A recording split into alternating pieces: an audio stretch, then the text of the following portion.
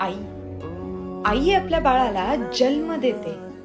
आई आपल्या बाळाला बोलायला शिकवते, चालायला शिकवते. आई आपल्या बाळाला जीवन कसं जगायचं हेही शिकवते. आई आपल्या बाळाला संस्कार देते.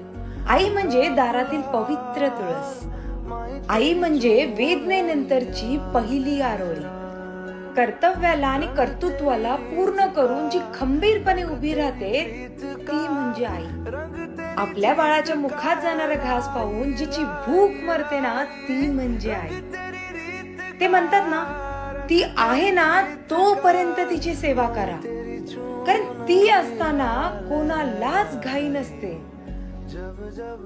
अरे जाऊन विचारा त्या पोरक्या लेकराला ज्याच्या आयुष्यात आईच नसते. जग से हारा नहीं मैं